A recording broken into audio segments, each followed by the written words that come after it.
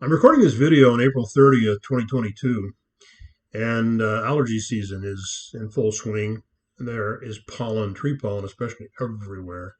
And I've been affected by it. We've lived here almost 11 years in Phoenix area, and this is the worst that I've experienced in that time. But thank you if you're hanging in there. I appreciate it, and I hope it's not too much of a distraction from the content, which I hope all of the videos that I'm doing, these memory videos, about extraordinary encounters. I trust that it is encouraging you, and I really do want to give glory to God in all of this, because some good things have happened in the different places we've been, and I had a little bit to do with that, but the Lord did it all really. He did the heavy lifting, and I want to give glory to Him. Now, three of the people He brought into our lives there were the Tan brothers, Nono, Nonoy, and Boyeh, Tan. These three ethnic Chinese brothers, Filipino citizens, been there for their whole family. They actually from Manila. They had a business up there. They came down. They started this mercantile or general store in Ojungan, and they were the hub. You could get anything there. I bought a bicycle there that we fixed up to where girls could be carried on it.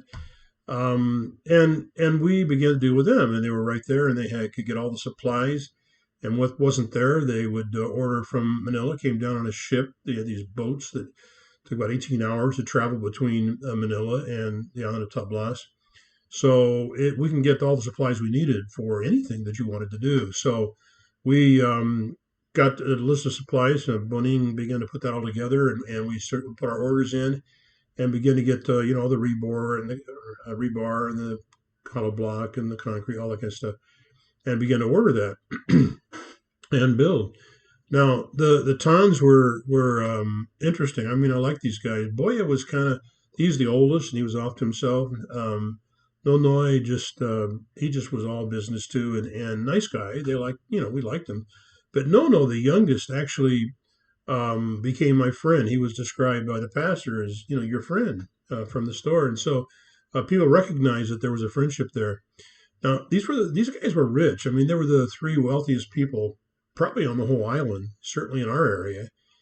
And yet, Nono and I were friends. And I was talking to him one day. I said, we have this kerosene powered refrigerator and doesn't keep it real cold, but it's better than nothing. And I said, I don't know how to do that really. You have to trim the wick, right? He said, I'll come over and I'll help you. So, to the amazement of the pastor who lived next door, he looked over there and here's Nono laying on the floor of the kitchen with me, pulling out this rack underneath, this little shelving, and in that was this kerosene. That's where you put the kerosene.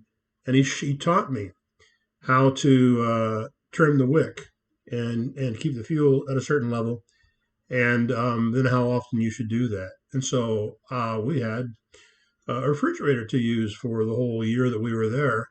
That was maintained properly, and he checked with me once in a while. Is everything okay? Yeah, it's working. The freezer's working too.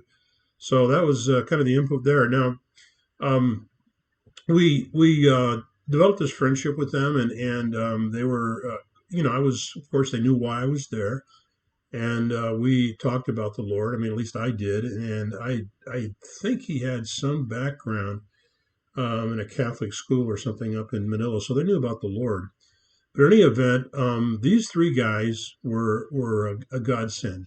I mean, they were planted just down the street from us, and in more ways than one, they helped me, and we'll talk more about that. But in any event, I want to just thank the Lord for the gift of Nono, Nonoy, and Boyeh Tan to the process of life and building and just living in the city of Ojungan in 1978 and 1979.